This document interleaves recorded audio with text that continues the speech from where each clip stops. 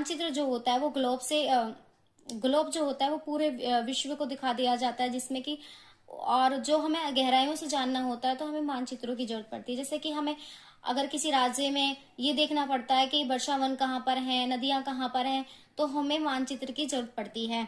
जब हम पूरी पृथ्वी का अध्ययन करना चाहते हैं तो ग्लोब हमारे लिए काफी उपयोगी साबित होता है। लेकिन जब हम पृथ्वी के केवल एक भाग जैसे अपने देश, राज्य, जिलों तथा शहरों को और गांवों के बारे में अध्ययन करना चाहते हैं तो ये ग्लोब हमारे लिए उपयोगी नहीं होता। मतलब हम जिले, शहरों और उनके बारे में पता करना चाहते हैं ना डीपली, तो ये उपयोगी नहीं होता हमारे लिए ग्लोब। तो हम किससे जानते हैं ये सब चीजें? मानचित्र के द्वारा जानते हैं। मानचित्र पृथ्वी की सतह पर या इसके एक भाग का पैमाने के माध्यम से चपटी सतह पर खींचा गया चित्र है। जो मानचित्र है वो क्या है कि पृथ्वी की सतह या इसके एक भाग का पैमाने के माध्यम से चपटी सतहों पर खींचा गया चित्र है। जब बहुत से मानचित्रों को एक साथ रख दिया जाता है तब एक एटलस बन जाता है। एटलस विभिन्न प्रकार तथा अलग अलग पैमानों से खींची गई मापों पर आधारित होती है। मतलब जब बहुत सारे मानचित्रों को एक साथ रख दिया जाता है ना, राजनीतिक मानचित्र, भौतिक मानचित्र, तब क्या बन जाता है? हमारा एटलस बन जाता है, जब सारे मानचित्र एक साथ आ जाते हैं। काफी बार पेपरों में पूछा जाता है। मानचित्र से एक ग्लोब की अपेक्षा में ज्यादा जानकारी प्राप्त होती है। अब हम पढ़ेंगे कि मानचित्र के प्रकार कितने होते हैं। तो मानचित्र विभिन्न प्रकार के होते हैं, जिनमें से कुछ नीचे वर्णित किए गए हैं। भौतिक मानचित्र पृथ्वी की प्राकृतिक आकृतियां, जैसे मान लो पृथ्वी में होती है हमारे पर्वत हो गए, पठार हो गए, मैदान हो गए, नदियां हो गई, ये सब क्या है? हमारे भौतिक मानचित्र में आते हैं। महासागर इत्यादि को दर्शाने वाले को क्या कहते हैं? मानचित्र को भौतिक या उच्चावाच मानचित्र कहा जाता है। कई बार पेपरों में पूछा जाता है कि पर्वत, पठार, मैदानों, नदियों, महासागरों को दर्शाने वाले को क्या कहते हैं? भौतिक या उच्चावाच मानचित्र कहा जाता है। राजनीतिक मानचित्र, अब इसमें हम राजनीतिक मानचित्र के बारे में पढ़ रहे हैं। राजनीतिक मानचित्र हमारा राज्य, नगरों, शहरों तथा गांवों और विश्व के विभिन्न देशों व राज्यों, उनकी सीमाओं को दर्शाने वाले को क्या कहते हैं? हम राजनीतिक मानचित्र कहते हैं। राजनीतिक मानचित्र क्या होता है? हमारा राज्य, नगरों, शहरों तथा गांवों और विश्व के विभिन्न देशों व राज्यों तथा उनकी सीमाओं को दर्शाने वाले मानचित्र को राजनीतिक मानचित्र कहा जाता है। कि जिससे हमें किसी राज्य की सीमा के बारे में पता चले, नगर के बारे में पता चले, ये गांव कहाँ पर है, कहाँ पर नहीं है, इन सब चीजों के बारे में पता चले, वो सब हमारा क्या हो जाता है? राजनीतिक मानचित्र होता है। कुछ थीमेटिक मानचित्र क्या होता है? हमारे कुछ मानचित्र विशेष जानकारी प्रदान करते हैं, जैसे सड़क मानचित्र, वर्षा मानचित्र, वन तथा उद्योग आदि के वितरण दर्शाने वाले मानचित्र को हम क्या कहते हैं? थीमेटिक मानचित्र कहते हैं। मतलब जिनसे हमें ये पता चलता है कि भाई वर्षा वन यहाँ पर है, वन यहाँ पर है, उद्योग यहाँ पर है, सड़क यहाँ पर बनी हुई है, तो उनको हम क्या कहते हैं? थीमेटिक मानचित्र कहते हैं। फिर मानचित्र के 3 घटक, कई बार पेपर में पूछा जाता है कि भाई दूरी, दिशा और प्रतीक। मानचित्र के 3 घटक कौन कौन से होते हैं? दूरी, दिशा और प्रतीक। दूरी, मानचित्र एक आरेखण होता है जो कि पूरे विश्व या उसके एक भाग का छोटे कागज के एक पन्ने पर दर्शाता है। यह कह सकते हैं कि मानचित्र छोटे पैमाने पर खींचे जाते हैं। मानचित्र किस पैमाने पर खींचे जाते हैं? छोटे पैमाने पर खींचे जाते हैं। मतलब मानचित्र का एक आरेखण होता है जो पूरे विश्व या उसके एक भाग को छोटे कागज के पन्नों पर दर्शाता है, और इसको मानचित्र छोटे पैमाने पर खींचे जाते हैं। पूछा जाता है मानचित्र कौन से पैमाने पर खींचे जाते हैं, तो मानचित्र जो होते हैं हमारे वो छोटे पैमानों पर खींचे जाते हैं। लेकिन इसे इतनी सावधानी से छोटा किया जाता है कि ताकि स्थानों के बीच की दूरी वास्तविक रहे। यह तभी संभव हो पाता है जब एक कागज पर एक छोटी दूरी स्थल की बड़ी दूरी को व्यक्त करती हो। मतलब एक कागज पर एक छोटी दूरी स्थल की बड़ी दूरी को व्यक्त करती हो। इसलिए इस उद्देश्य के लिए एक पैमाना चुना जाता है। पैमाना स्थल पर वास्तविक दूरी तथा मानचित्र पर दिखाई गई दूरी के बीच का अनुपात होता है। मतलब इसके लिए हम क्या करते हैं? एक पैमाना चुनते हैं। पैमाना स्थल पर वास्तविक दूरी और मानचित्र पर दिखाई गई दूरी के बीच का अनुपात होता है। उदाहरण के लिए आपके विद्यालय एवं आपके घर के बीच की दूरी 10 किलोमीटर है, जिसे मानचित्र पर 2 सेंटीमीटर की दूरी से व्यक्त किया गया है। इसका अभिप्राय है कि मानचित्र का 1 सेंटीमीटर जो होता है वह स्थल के 5 किलोमीटर को दर्शाएगा। मतलब इसमें क्या किया गया है? अगर मान लो किसी का घर 2 किलोमीटर की दूरी पर है, किसी का घर मान लो 10 किलोमीटर की दूरी पर, तो हम क्या करेंगे, 10 को 1 सेंटीमीटर में हमारा कितना दिखा रहा है, 5 किलोमीटर। अगर मान लो किसी का 20 किलोमीटर की दूरी पर हो, तो हम कैसे पता करेंगे, तो वहां पर क्या दिखाएगा, 20 किलोमीटर दूरी पर वो दिखाएगा 4। तो 4 का मतलब होगा 4 सेंटीमीटर का मतलब होता है 20 किलोमीटर दूरी। तो 1 सेंटीमीटर स्थल को जो दिखाया गया इसमें 5 किलोमीटर को दर्शाया जाता है। 1 सेंटीमीटर से किसको दर्शाया जाता है, 5 किलोमीटर को दर्शाया जाता है।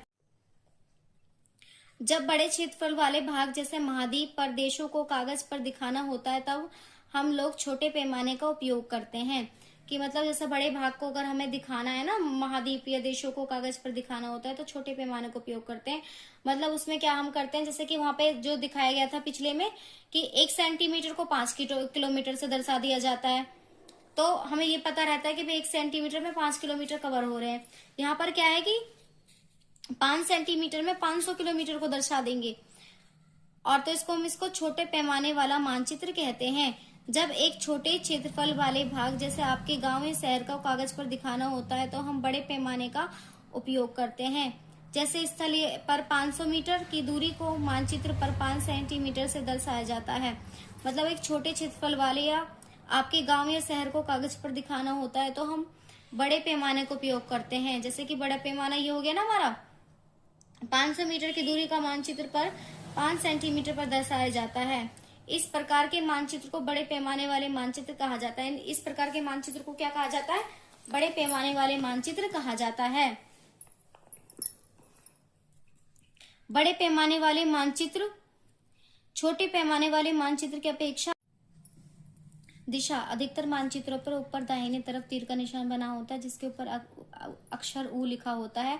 ये तीर का निशान उत्तर दिशा को दर्शाता है। इसे उत्तर रेखा कहते हैं। जब आप उत्तर के बारे में जानते हैं, तो आप दूसरी दिशाओं के बारे में पूर्व, पश्चिम, उत्तर, दक्षिण के बारे में जानते होंगे। 4 मुख्य दिशाएं उत्तर, दक्षिण, पूर्व, पश्चिम को दिखाया गया है। मतलब इसमें क्या है कि इस मानचित्र में क्या होता है, उत्तर, दक्षिण, पूर्व, पश्चिम को दिखाया जाता है। उन्हें क्या कहते हैं, वो प्रधान दिग्बंधु कहते हैं। भी कई बार पेपर में पूछा जाता है, क्या कहते हैं, प्रधान दिग्बंधु कहते हैं। जैसे कि ये दिखाया गया है दक्षिण, उत्तर, तो ये उत्तर पूरब, उत्तर पश्चिम, उत्तर पूरब, पश्चिम पूरब, दक्षिण पश्चिम हो गया, दक्षिण पूरब हो गया।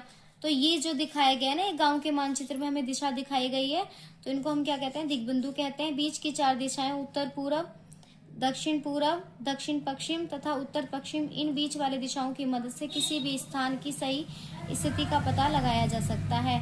कि इनकी मदद से हम क्या कर सकते हैं, किसी भी स्थान का हमें सही पता लग सकता है।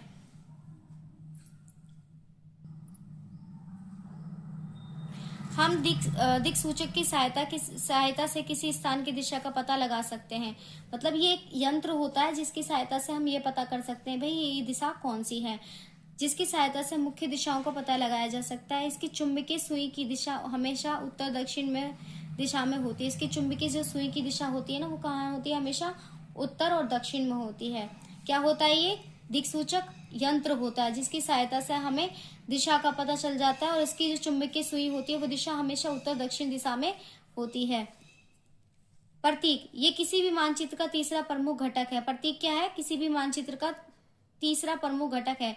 किसी भी मानचित्र पर वास्तविक आकार एवं प्रकार में विभिन्न आकृतियों जैसे भवन, सड़क, पुल, वृक्ष, रेल की पटरियां और कुओं को दिखाना संभव नहीं होता, इसलिए वे निश्चित अक्षरों या छायाओं, रेखाओं, चित्रों तथा रेखाओं का उपयोग करके दर्शाते हैं। मतलब प्रतीक क्या होता है कि अगर हमें कहीं पे कुएं दिखाने हैं, कहीं पे पेड़ दिखाने हैं, कहीं पे नदियां दिखानी है, तो हम कुछ चिन्हों को अपने उसमें ले लेते हैं कि भाई हमारे लिए ये चिन्ह है। जैसे कि आप यहाँ देख रहे हैं रेलवे लाइन के लिए बड़ी line, meter line, railway station, यहाँ पे देख रहे हो कि बड़ी लाइन ये हो गई, मीटर लाइन ये हो गई, रेलवे स्टेशन ये हो गया। तो यहाँ पे क्या है, हमें दिखाया जा रहा है कि भाई ये रेलवे स्टेशन हो गया। सड़कें, पक्की सड़कें, कच्ची सड़कें, तो पक्की ये हो गई हमारी, कच्ची ये हो गई। तो यहाँ पे जो चिन्ह है, जैसे कि आप सभी देखते हो काफी बार पेपरों में ये चिन्ह पूछ लिए जाते हैं कि भाई ये चिन्ह किस चीज के लिए प्रयोग में आता है। जैसे नदी के लिए ये हो गया, कुआं के लिए ये हो गया, तालाब ये हो गया, नहर ये हो गई, पुल ये हो गया। तो ये सब चीजें हमारी प्रतीक होते हैं। के द्वारा मानचित्र से जानकारी प्राप्त कर सकते हैं। मानचित्र की एक विश्वव्यापी भाषा होती है, जिससे क्या होता है, के द्वारा मानचित्र से जानकारी प्राप्त कर सकते हैं। मानचित्र के मतलब इन चिन्हों के द्वारा से हम क्या कर सकते हैं, मानचित्रों के बारे में जानकारी प्राप्त कर सकते हैं। मानचित्र की एक विश्वव्यापी भाषा होती है, जिससे सभी भाषा आसानी से समझ सकते हैं। इन प्रतीकों के उपयोग के संबंध में एक अंतर्राष्ट्रीय समिति है। इन प्रतीकों के उपयोग के संबंध में एक अंतर्राष्ट्रीय सहमति है कि भाई ये निशान ये होते हैं, ये निशान ये होते हैं। ये रूढ़ी प्रतीक कहे जाते हैं। क्या कहे जाते हैं? सारे चिन्ह रूढ़ी प्रतीक कहे जाते हैं। कुछ रूढ़ी प्रतीक चित्र 4.3 में दर्शाए गए हैं। विभिन्न रंगों का उपयोग भी इसी उद्देश्य से किया जाता है कि मतलब अब रंगों का उपयोग भी किया जाता है। पहले आपने चिन्ह देखे थे, अब रंग देखे थे। जैसे कि नीले रंग का इस्तेमाल जलाशयों के लिए किया जाता है, भूरे रंग का इस्तेमाल पर्वत के लिए, पीले रंग का पठारों के लिए, हरे रंग का मैदानों को दर्शाने के लिए किया जाता है। रेखा चित्र, अब हम पढ़ेंगे रेखा चित्र के बारे में। रेखा चित्र एक आरेखन होता है जो पैमाने पर आधारित न होकर याददाश्त और स्थानीय परिप्रेक्षण पर आधारित होता है। कभी कभी किसी क्षेत्र के एक कच्चे आरेखन की आवश्यकता वहां के एक स्थान को दूसरे स्थान के सापेक्ष दिखाने के लिए होता है। मतलब मान लो कोई कच्चा रास्ता है, तो हम अगर हमसे कोई पूछता है भाई कैसे कैसे जाना है, तो हम उसको कागज पे नॉर्मली बनाकर दिखा सकते हैं कि यहाँ से उत्तर दिशा में जाना है, यहाँ ऐसे जाना है। तो वहां के स्थान को दूसरे स्थान के सापेक्ष में दिखाने के लिए होता है। मान लीजिए आप अपने मित्र के घर जाना चाहते हैं, जैसे कि अभी इसमें बताया गया है, लेकिन आपको रास्ते की जानकारी नहीं है, तो आपका मित्र अपने घर के रास्तों को बताने के लिए एक कच्चा आरेखन बना सकता है। इस प्रकार कच्चे आरेख को बिना पैमाने की सहायता से खींचा जाता है। इसे रेखाचित्र मानचित्र कहा जाता है। इसे क्या कहा जाता है? रेखाचित्र मानचित्र कहा जाता है। खाका, खाका क्या होता है? एक छोटे क्षेत्र का बड़े पैमाने पर खींचा गया रेखाचित्र खाका कहलाता है। जब एक बड़े पैमाने वाले मानचित्र से हम बहुत सारी जानकारियां प्राप्त होती हैं, लेकिन कुछ ऐसी चीजें होती हैं जिन्हें हम कभी कभी जानना चाहते हैं, जैसे किसी कमरे की लंबाई या चौड़ाई जिसे मानचित्र में नहीं दिखाया जा सकता, उस समय हम लोग बड़े पैमाने वाले एक रेखाचित्र खींच सकते हैं, जिसे क्या कहते हैं? हम खाका कहते हैं। इसमें क्या दिखाया जाता है कि हमें भाई इतनी लंबाई है, यहाँ इतनी चौड़ाई है, तो हम इसके बारे में यहाँ पे जान सकते हैं। इसको हम क्या बोलते हैं? खाका कहा जाता है। आपको ये वीडियो कैसी लगी कमेंट सेक्शन में बताना जरूर, और लाइक और सब्सक्राइब करना। धन्यवाद।